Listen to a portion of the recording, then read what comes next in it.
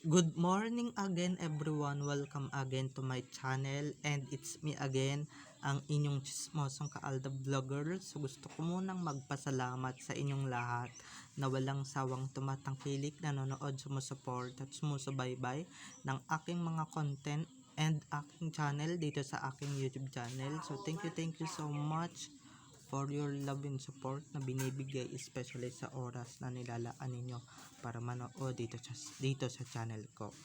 So very interesting tong ating main topic for today's video. I'm sure na hindi ninyo pagsisisihan pag pinanood nyo to mula umpisa hanggang hulihan, and syempre huwag kayo magbabaktaw ng segment, okay? So eto na, dumako na tayo sa ating main topic for today's video.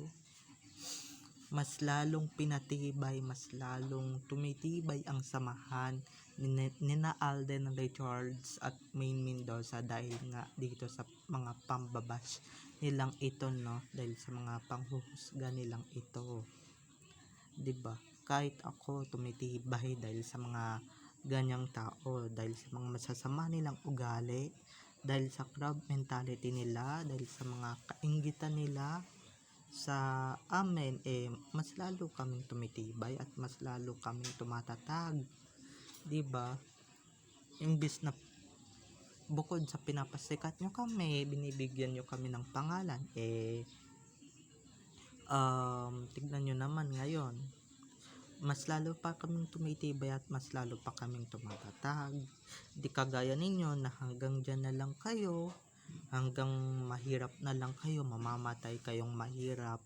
Kami, mas lalo kaming umaangat sa buhay. And hello, no, kahit anong pambabas nyo kay Alden at May, oo, tumitibay na ang relasyon nila. So ito na guys, watch this.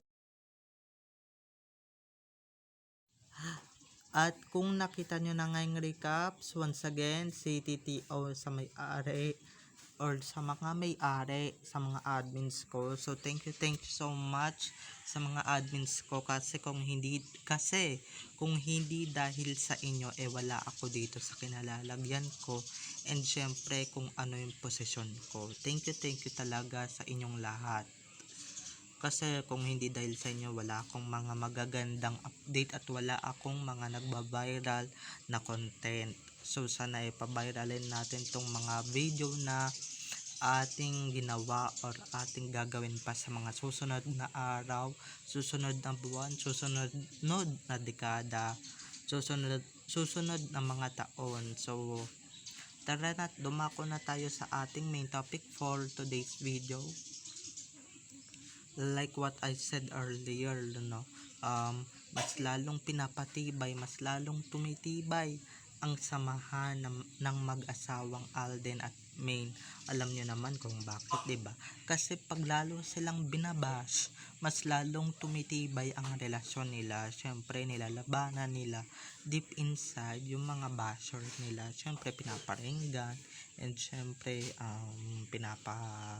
ringgan nila ng bonggang-bongga. Parang ako, 'di ba? Mas lalo akong tumitibay pagka kung ano-ano yung mga sinasabi ninyo, mga buwak, 'di ba? Mga buwak kayo sa buhay namin, lalong-lalo na yung mga chismosa at chismoso na wala namang alam ng tungkol sa dalawa at tungkol sa mag-asawa, 'di ba? Ba't kayo nangingialam, hindi naman kayo parte ng pamilya at hindi naman kayo parte ng pagsasama ng dalawa, 'di ba? Pero salamat na rin dahil sa inyo, mas lalo kaming tumitibay at mas lalo kaming tumatatag dahil sa inyo. At saka alam niyo naman, 'di ba? Mas lalo lang silang sumisikat. May kasabihan nga yung mga taga showbiz, the more you bash, the more you fame that you achieve. And us, 'di ba? Lalong-lalo na kaming mga vloggers, 'di ba? May kasabihan na rin kami na the more you bash, the more you earn, and the more you known the vlogger na binabash ninyo. 'Di ba? So mamatay kayo sa inggit, mamatay kayo kakanood sa amin sa inggit, habang kami nagiging successful, nagiging matagumpay sa buhay. Kayo, pinapanood na lang namin kayo sa baba na naghihirap ng bonggang-bongga, 'di ba? Kayo nga mga palamunin lang kayo sa bahay, no, mga pabigat kayo sa bahay, mga wala kayong pakinabang. At least kaming mga binabash ninyo, tignan nyo naman nagtatrabaho, hindi yung papetiks-petiks lang na naghihintay ng grasya, naghihintay ng kung ano nung biyaya mula sa taas, 'di ba? Ako nagpa-fact checking lang ako dito, and syempre wala akong pinapatamaan dito. Kung may pinapatamaan man ako dito, di syempre umilag-ilag lang kayo, and syempre umilag-ilag kayo, baka matamaan kayo dahil sapul na sapul kayo dito sa mga pinapatungkol namin mula sa inyo, 'di ba? Dahil tahimik kami, pero deep inside lalaban at lalaban kami, lalong lalo na kung may pinaglalaban naman talaga kami, 'di ba? Hindi kami basta-basta mananahimik, at hindi kami basta-basta magpapadurog sa mga basads na kung ano-ano yung sinasabi namin, kung ano-ano yung sinasabi ninyo sa amin, again sa amin, kasi wala namang katotohanan yung mga yon, okay? Wala namang definition yung mga sinasabi ninyo, at wala namang katotohanan, 'di ba? O kaya 'di ba, magpa-check kayo sa doktor, kasi nga malala na yung kabaluan ninyo, malala na yung sakit ninyo sa utak, 'di ba? Magpatingin kayo sa doktor, lalong lalo na yung mga gumagawa ng edited na palpak naman, 'di ba? Kayo pa may ganang magyabang, at kayo pa may ganang mga sa amin, tumira sa amin. Hindi kami titira ng basta-basta, okay? Titira kami or mananahimik na lang kami, lalong lalo na ako, tahimik lang akong tao, pero di nyo alam yung kinakalaban ninyo, or yung hinuhusgahan ninyo, 'di ba, nagiging successful at nagiging matagumpay na sa buhay, nagiging kilala na, habang kayo nandyan lang kayo sa lusak, nasa baba lang kayo, okay? Hindi ako nagmamataas, pero 'di ba, maging down to earth lang tayo sa mga yan, pero may mga pabanters din tayo sa mga ganyang tao, lalong lalo na sa mga ganyang isipin or usapin na grabe talaga, crab mentality dito sa Pilipinas, no? Totoo nga pala yung sinasabi nila, ang hirap pasayahin ng mga Pinoy, lalong lalo na guys pagka mag-couple kayo, at lalong lalo na nasa same field kayo, ayaw nilang makita kayo or makakita sila ng mga masasayang bagay or mga masasayang alaala mula sa inyo. Ayaw nila yan. Ako, 'di ba,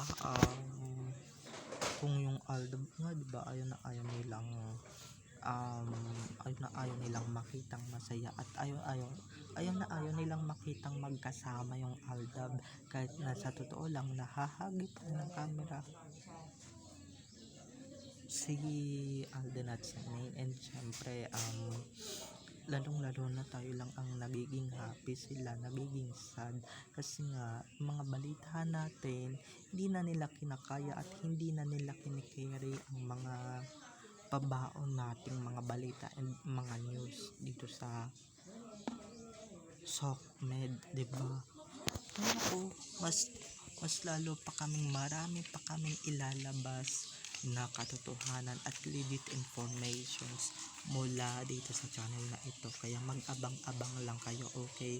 And syempre mag-subscribe na rin kayo dito sa channel ko para malaman ninyo yung mga susunod pang balita tungkol sa dalawa, and syempre tungkol sa mga buhay-buhay nila inside and outside man sa showbiz, okay?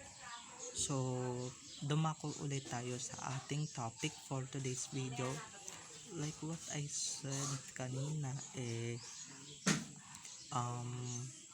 mas lalo lang pinapatibay at mas lalo lang pinapatatag Oo. Hindi pwedeng mag At ano pa no, lalong-lalo pa ano tayo dito, medyo, 'di ba? Alam niyo naman, mas lalo niyo lang kaming pinapatibay at mas lalo niyo lang kaming pinapasikat dahil pinapansin niyo kami. Kasi kung hindi pinapansin ay wala, 'di ba? Matutulad kami sa iba dyan na malalaos and syempre